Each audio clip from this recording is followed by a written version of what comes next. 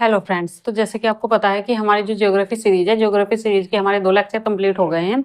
पहला था हमारी पृथ्वी और सेकंड था हमारा अक्षांश देशांतर रेखा है। ठीक है, अब जो थर्ड लेसन है हमारा, थर्ड टॉपिक है, वो है पृथ्वी की गतियां। ठीक है, तो आज का जो लेक्चर है, आज के लेक्चर में हम देखते हैं कि पृथ्वी की गतियां क्या होती हैं, कैसे होती हैं। ठीक है, और इसमें हम ये भी देखेंगे कि दिन रात कैसे होते हैं। ठीक है, तो आइए आज का लेक्चर स्टार्ट करते हैं। देखिए, हमें पता है कि पृथ्वी की जो गतियां होती है वो कितनी होती है, 2 प्रकार की होती है। ठीक है, सबसे पहले तो हमें ये देखना है 2 प्रकार की होती है। हमने फर्स्ट लेक्चर में भी देखा था, सेकंड जो कल का लेक्चर हुआ, कल के लेक्चर में भी हमने देखा था। मैंने 2 गति आपको पृथ्वी की बताई थी, एक परिक्रमण और दूसरी थी परिभ्रमण, परिभ्रमण या घूर्णन। अब देखिए, जो परिक्रमण गति है, परिक्रमण गति की कौन सी है, जिसमें पृथ्वी सूर्य का चक्कर लगा रही है, परिक्रमा कर रही है। ठीक है, आप इसे ऐसे समझ लीजिए कि जैसे हम परिक्रमा करना कहते हैं। ठीक है, परिक्रमा करना यानी कि किसी चीज के चारों ओर चक्कर लगाना, वैसे ही हमारी पृथ्वी है, पृथ्वी परिक्रमा कर रही है किसकी, सूर्य की। ठीक, उसी तरह जो परिभ्रमण होता है, परिभ्रमण क्या है कि जो हमारी पृथ्वी है वो अपने अक्ष पर भी घूम रही है। ये मैंने आपको कल भी एक उदाहरण देकर समझाया था कि देखिए, जैसे हमारी पृथ्वी है, मान लीजिए ये सूर्य है, मेरा ये पेन सूर्य है और ये पृथ्वी है। तो पृथ्वी क्या कर रही है, पृथ्वी जो सूर्य का चक्कर लगा रही है ऐसे, तो ये तो हो गया परिक्रमा। ठीक है, या परिक्रमण। और पृथ्वी सूर्य का चक्कर लगाने के साथ साथ ये देखिए, आप जो मार्कर है, मार्कर के ऊपर जो लिखा हुआ है उसके हिसाब से आप देख सकते हैं कि मार्कर भी गति कर रहा है ना, मार्कर भी घूम रहा है। तो पृथ्वी सूर्य का चक्कर कैसे लगा रही है, वो इस तरह घूमकर सूर्य का चक्कर लगा रही है कि वो अपने अक्ष पर भी घूम रही है और सूर्य के चारों ओर भी चक्कर लगा रही है। ठीक, तो ये क्या हो गया, ये हो गया पृथ्वी का परिभ्रमण। परिभ्रमण यानी कि अपने अक्ष पर घूमना। तो ये तो 2 प्रकार की गतियां हो गई पृथ्वी की। ठीक, अब हम आगे देखते हैं, आगे देखते हैं कि दिन रात कैसे होते हैं। ठीक है, मौसम कैसे परिवर्तन होते हैं, ये सब हम पृथ्वी की गतियों में ही देखेंगे। अब इसमें एक चीज और देख लेते हैं, जो पृथ्वी परिक्रमण कर रही है सूर्य का, ये कितने दिनों में पूरा करती है। हाँ, 365 दिन में पृथ्वी अपना एक चक्कर पूरा कर रही है सूर्य के चारों ओर। और इस चक्कर का जो प्रभाव होता है वो क्या होता है पृथ्वी पर, ऋतु परिवर्तन। ठीक है, हमारी पृथ्वी पर जो मौसम में बदलाव होता है, सर्दी गर्मी बरसात बसंत ऋतु, ये जो मौसम का बदलाव है, ये मौसम का बदलाव किस गति के कारण होता है, पृथ्वी की परिक्रमण गति के कारण। क्योंकि पृथ्वी सूर्य की परिक्रमा कर रही है, परिक्रमण गति के कारण ही पृथ्वी पर एक वर्ष होता है, और एक वर्ष में जो ऋतु परिवर्तन होते हैं वो पृथ्वी की परिक्रमण गति के कारण ही होते हैं। ठीक, ये बात आपको समझ में आ गई होगी। फिर दूसरा, पृथ्वी जो अपने अक्ष पर घूम रही है वो कितनी देर में घूम रही है, वो 24 घंटे में घूम रही है। और 24 घंटे का मतलब हमारे क्या है, हमारे पास क्या है कि 24 घंटे का मतलब है हमारी पृथ्वी पर दिन रात होना। ठीक, जो दिन रात होता है पृथ्वी पर वो पृथ्वी की परिभ्रमण गति के कारण होता है, 24 घंटे परिभ्रमण गति के कारण होंगे। और जो 365 से 1/4 दिन होते हैं ये होंगे परिक्रमण गति के कारण। इसे 365 के साथ हम ऐसे भी लिख सकते हैं, 1/4 को हम 6 घंटे भी लिख सकते हैं। ठीक, 6 घंटे, 1/4 को हम 6 घंटे भी लिख सकते हैं, क्योंकि 24 घंटे का 1/4 भाग कितना होगा, 6 घंटे ही होगा। 24 घंटे का 1/4 भाग 6 घंटे। ठीक, अब देखिए, पहले हम इसमें कुछ मोटी मोटी चीजें देख लेते हैं, पढ़ लेते हैं, उसके बाद मैं डायग्राम के माध्यम से आपको समझाऊंगी ये सब। ठीक, जो पृथ्वी सूर्य के चारों ओर चक्कर लगाती है, हमें पता है कि वो कितने दिन में लगाती है, 362 से ही 1/4 या 365 दिन और 6 घंटे, इतनी देर में वो क्या कर रही है, सूर्य का एक चक्कर पूरा कर रही है पृथ्वी। ठीक, तो जब इन 6 घंटों को हम लगातार 4 साल तक जोड़ते रहेंगे तो कितने घंटे हमारे पास बैठेंगे, 6 चौक 24, 24 घंटे बन गए। और ये 24 घंटे का मतलब क्या हो गया, एक दिन बना, एक दिन हमारे 365 में एक दिन जुड़ गया तो कितने दिन हो गए, 366 दिन हो गए। ठीक है, और ये जो 366 दिन है ये कौन से वर्ष, किस माह में यूज होते हैं, फरवरी माह में यूज होते हैं। फरवरी, जिस वर्ष ये 366 दिन होंगे, वर्ष में 366 दिन होंगे, उस वर्ष फरवरी कितने दिन की होगी, 29 डेज की होगी। और इस वर्ष को क्या कहा जाता है, लीप वर्ष कहा जाता है। ठीक है, ये वर्ष लीप वर्ष कहलाता है। यहां से हमने देख लिया कि हमारा जो लीप वर्ष है, लीप वर्ष क्या कैसे होता है, ठीक है। इसे लीप वर्ष क्यों कहा जाता है? क्योंकि उस लीप वर्ष में जो फरवरी होती है वो 29 डेज की होती है और जो पूरा साल होता है वो पूरा साल 366 डेज का होता है। ठीक, जो हमारा आगे आने वाला लीप वर्ष कब है? वो 2028 में लीप वर्ष आएगा। ठीक है, 2028 में लीप वर्ष होगा हमारा।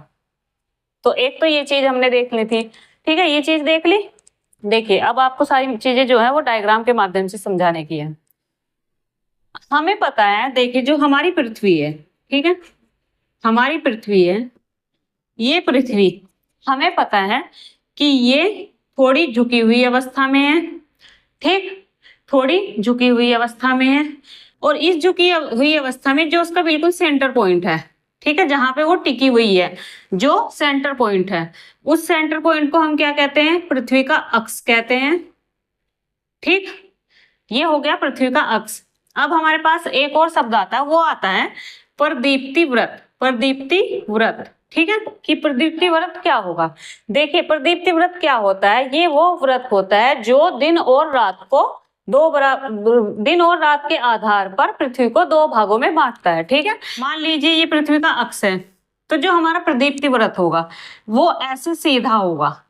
ठीक, ऐसे सीधा होगा, इधर से सूरज होगा, मान लीजिए ये सूर्य है, ठीक है, यहाँ सूरज की रोशनी पड़ रही है, यहाँ दिन होगा और जो ये वाला एरिया है यहाँ पर रात होगी, क्योंकि यहाँ पर सूरज की रोशनी नहीं पड़ रही है तो ये रात होगी। दूसरी प्रदीप्त व्रत के बारे में हमें क्या जाननी है कि ये अक्ष से कभी नहीं मिलता। ठीक है, अक्ष से प्रदीप्त व्रत जो होता है ये अक्ष से कभी नहीं मिलता है। अक्ष अलग रहता है, प्रदीप्त व्रत अलग रहता है। ठीक है, अलग जगह पे होता है, प्रदीप्त व्रत अलग जगह पर होता है, अक्ष अलग जगह पर होता है। पृथ्वी हमारी झुकी हुई है, किस बिंदु पर झुकी हुई है? जिस बिंदु पर झुकी हुई है उसे अक्ष कहते हैं और ये एक काल्पनिक रेखा है। ठीक, प्रदीप्त व्रत भी एक काल्पनिक रेखा है। सिर्फ इस रेखा को इसलिए दर्शाया जाता है ताकि हमें पता चल सके कि किस स्थान से दिन और रात अलग हो रहे हैं। ठीक है, ये कौन सी है? प्रदीप्त व्रत है। प्रदीप्त व्रत हमें याद रखना है क्योंकि ये आगे इंपॉर्टेंट है हमारे लिए। पूरा टॉपिक इसी के आधार पर समझना है हमें।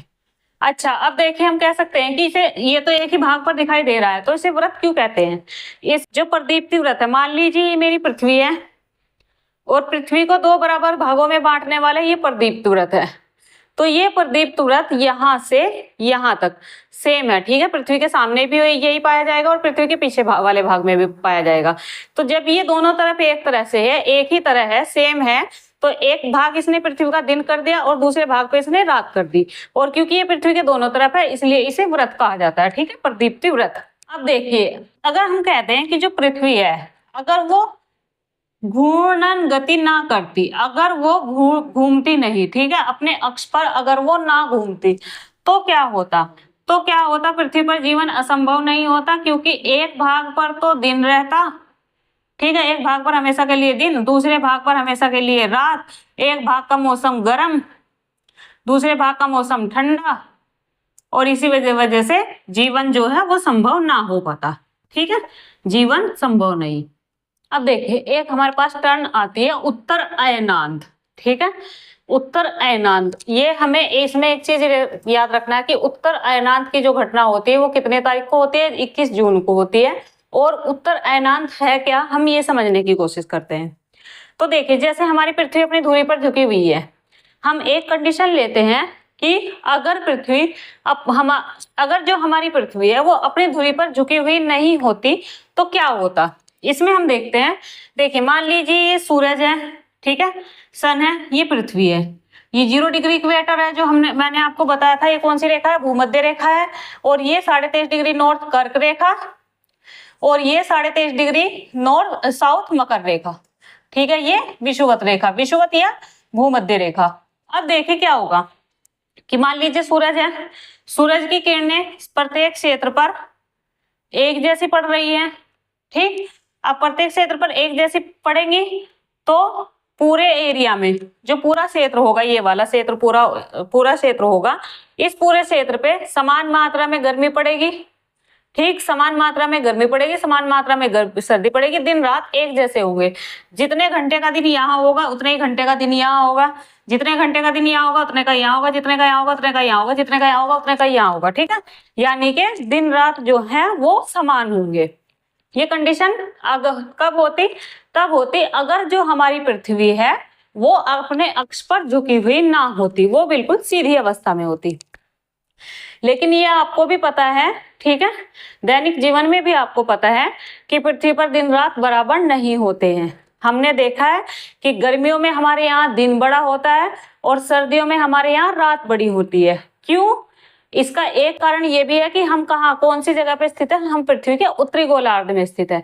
भारत जो है वो पृथ्वी के उत्तरी गोलार्ध में है। ठीक है, तो अब हम देखते हैं कि जो दिन रात है वो छोटे बड़े क्यों होते हैं, छोटा बड़ा होने का उनका कारण क्या है।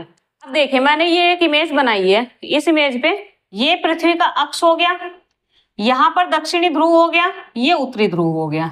ठीक, ये प्रदीप्त व्रत है, यहाँ रात है, ये दिन है। ठीक है, ये दिन की कंडीशन है।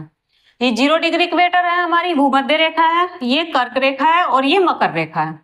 ठीक, अब देखिए 21 जून को क्या होता है। 21 जून की घटना मैं आपको बता रही हूँ कि क्या होता है।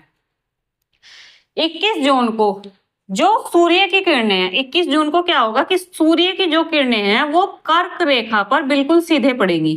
ठीक है, और इसी कारण यहाँ क्या होता है, जब बिल्कुल सीधी रेखा कर्क रेखा पर पड़ती है, आप अपने यहाँ देख लीजिए, कर्क रेखा भारत के बीचों बीच से गुजर रही है। आप लोगों को ये पता है ना, कि जो कर्क रेखा है वो भारत के बीचों बीच से गुजर रही है। 21 जून को हमारे यहाँ कैसा मौसम होता है, आपको पता है, काफी गर्मी वाला मौसम होता है 21 जून को, है ना। जून का महीना जो होता है वो काफी गर्मी वाला होता है।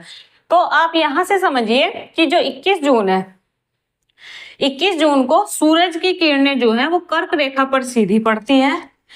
इसीलिए ये एरिया जो है, कर्क रेखा वाला जो क्षेत्र है, इससे सबसे ज्यादा मात्रा में गर्मी प्राप्त होती है। और तो क्या होगा, यहाँ हमारी सूरज की जो किरणें हैं वो कर्क रेखा पर बिल्कुल सीधी पड़ रही है, और कर्क रेखा पर सीधी पड़ने के कारण कर्क रेखा वाले जो जितने भी क्षेत्र होंगे वहां गर्मी बहुत भारी मात्रा में होती है, ज्यादा मात्रा में गर्मी होती है वहां पर। ठीक, फिर इस समय क्या होगा कि जो हमारा उत्तरी ध्रुव है, उत्तरी ध्रुव का झुकाव किधर है, सूर्य की तरफ है। ये देखिए, ये हमारा दक्षिणी ध्रुव है, तो इसका भाग जो है वो सूर्य से दूसरी तरफ है, हटा हुआ है। और जो उत्तरी ध्रुव का झुकाव है, उत्तरी ध्रुव का झुकाव सूर्य के ऊपर है। ठीक है, सूर्य की तरफ है। उत्तरी ध्रुव का झुकाव कहाँ है, सूर्य की तरफ उत्तरी ध्रुव का झुकाव है। और इसी कारण यहाँ पर इस समय क्या होगा, 6 महीने लगातार दिन होते हैं। ठीक है, 6 महीने लगातार दिन होंगे। उत्तरी ध्रुव का झुकाव क्योंकि कहाँ है, सूरज की तरफ है।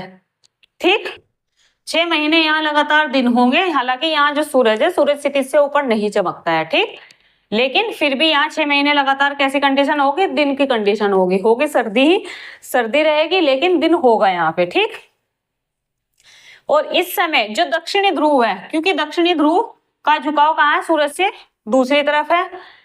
हमें पता है कि यहाँ पर ये कौन सा है, ये अक्ष है, हमारा अक्षीय रेखा है, ये प्रदीप्ति व्रत है। तो जो प्रदीप्त व्रत है उससे इस एरिया के जो क्षेत्र है वहां दिन हो रहा है, ये दिन है, पूरा दिन है ये। और जो ये एरिया है यहाँ रात होनी है। ठीक है, तो हम नीचे देखेंगे, नीचे कहाँ, यहाँ दक्षिणी ध्रुव है, ये रात वाले क्षेत्र में है दक्षिणी ध्रुव। तो क्या होगा कि जब 21 जून वाला जो उत्तर अयनात होता है, उत्तर अयनात में क्या होता है कि सूरज की किरणें जो उत्तरी ध्रुव है, उत्तरी ध्रुव का झुकाव सूरज की तरफ होता है, और इसलिए उत्तरी ध्रुव पर 6 महीने लगातार दिन होता है। ठीक है, 6 माह दिन। और क्योंकि दक्षिणी ध्रुव जो है वो रात वाले क्षेत्र में है, रात वाले एरिया में है, इस एरिया में है रात वाले में, तो यहाँ क्या होगा, यहाँ 6 माह रात होगी। ठीक, उसके बाद इन क्षेत्रों में जब गर्मी होगी, जब उत्तरी अयनांत होगा, तो यहाँ पर दिन बड़ा होगा। ठीक, दिन यहाँ पर बड़ा होगा उत्तरी अयनांत में। ठीक, यहाँ पर उत्तरी गोलार्ध में दिन बड़ा होगा और जो रात होगी, रात छोटी होगी। उसके बाद जब यहाँ पर तो दिन बड़ा हो गया, रात छोटी हो गई। ठीक है, तो हम इसे ऐसे समझते हैं कि देखिए, जब सूर्य की किरणें कर्क रेखा पर बिल्कुल सीधी पड़ रही है। ये 21 जून का दिन होता है। तो इस समय जो कर्क रेखा वाले भाग हैं वो सूर्य से सबसे ज्यादा ऊष्मा प्राप्त करते हैं। तो इस क्षेत्र में क्या होती है, इस क्षेत्र में गर्मी होती है, उत्तरी ध्रुव में गर्मी पड़ेगी। और क्योंकि इस समय जो सूर्य की किरणें हैं वो जो हमारा दक्षिणी ध्रुव वाला भाग है, ये दक्षिणी ध्रुव वाला भाग है, यहाँ सूर्य की किरणें सीधी नहीं पड़ रही है। तो यहाँ क्या होगी, यहाँ सर्दी होगी, यहाँ सर्दी का मौसम होगा। ठीक है, यहाँ गर्मी होगी, यहाँ सर्दी होगी दक्षिणी ध्रुव में। ठीक है, क्योंकि हमें पता है कि जो कर्क रेखा के ऊपर वाला आर्कटिक वृत्त तक का एक भाग है और जो मकर रेखा के नीचे अंटार्कटिक वृत्त तक का भाग है, वहां का मौसम कैसा होता है, शीतोष्ण मौसम होता है वहां का, दोनों का, उत्तरी शीतोष्ण और दक्षिणी शीतोष्ण। तो यहाँ हम इसे ऐसे समझ सकते हैं कि जब 21 जून को सूरज की किरणें कर्क रेखा पर सीधी पड़ती हैं तो जो उत्तरी गोलार्ध है, उत्तरी गोलार्ध में दिन बड़ा होता है, रात छोटी होती है। दूसरा, यहाँ पर गर्मी होती है, मौसम गर्मियों का होता है। ठीक है, और दक्षिणी गोलार्ध में इसी टाइम पे क्या होगा, दिन छोटा होगा, रात बड़ी होगी। ठीक है, दिन छोटा, रात बड़ी, और मौसम कैसा होगा, मौसम यहाँ पर सर्दी का होगा, मकर रेखा से अंटार्कटिका वाले एरिया में। ठीक है, जो हमने शीतोष्ण वाले प्रदेश देखे थे उसमें। तो ये तो हो गया उत्तर अयनांत। ठीक है, उत्तरी अयनांत की घटना। इसमें हमें क्या याद रखना है, 21 जून याद रखना है।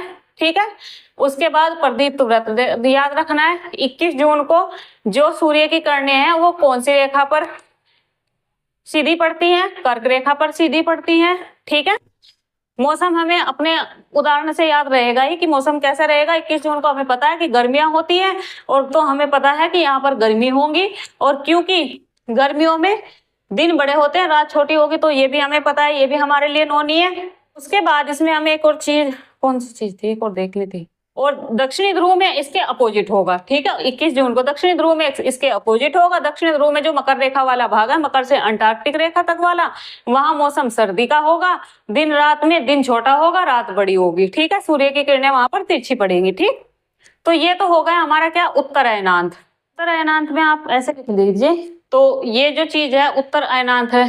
ठीक है, तो जो उत्तर अयनांत है, उत्तर अयनांत मुझे लगता है, मुझे उम्मीद है कि आप लोग समझ गए होंगे कि उत्तर अयनांत क्या है।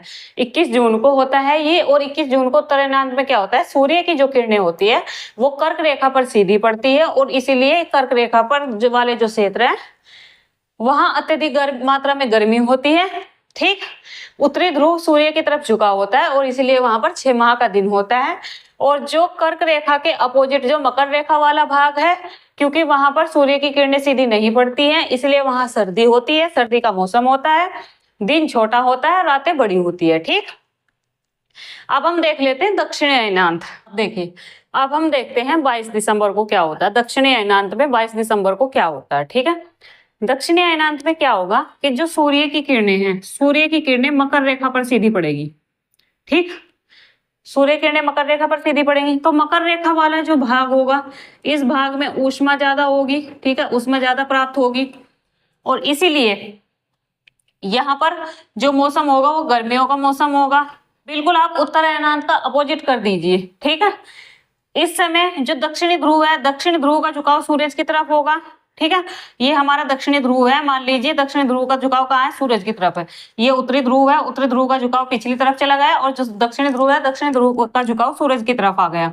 तो इस समय क्या होगा, इस समय जो दक्षिणी ध्रुव है यहाँ पर 6 माह दिन होगा, 6 माह दिन, और उत्तरी ध्रुव क्योंकि ये प्रदीप्त व्रत है, और प्रदीप्त व्रत के इस तरफ जो है वो रात है, तो यहाँ जो होगी, यहाँ 6 माह की रात होगी, 6 माह की रात होगी। ठीक, उसके बाद जो कर्क रेखा वाला भाग है, इस भाग पे सर्दियों का मौसम होगा। बताइए 22 दिसंबर को हमारे यहाँ कैसा मौसम होता है, सर्दियों का मौसम होता है, गर्मियों का मौसम होता है? क्योंकि जो कर्क रेखा है वो भारत के बिल्कुल बीचों बीच से होकर गुजर रही है, तो कर्क रेखा पर अगर सर्दियों का मौसम है तो हमारे यहाँ कैसा मौसम होगा, सर्दियों का मौसम होगा। और सर्दियों के मौसम में हमारे यहाँ क्या होता है, हमें पता है कि हमारे यहाँ दिन छोटे होते हैं और रातें बड़ी होती हैं। ठीक है, लंबी होती हैं सर्दियों के मौसम में। तो ये क्या था, ये हमारा दक्षिण अयनांत था। बिल्कुल आप उत्तर अयनांत का अपोजिट कर दीजिए तो आपका दक्षिण अयनांत आ जाएगा। जहां उत्तर की जगह पर आप दक्षिण कर दीजिए सिर्फ इतना याद रखना है कि जो उत्तर अयनांत है, उत्तर अयनांत में सूर्य की किरणें कर्क रेखा पर सीधी पड़ती है।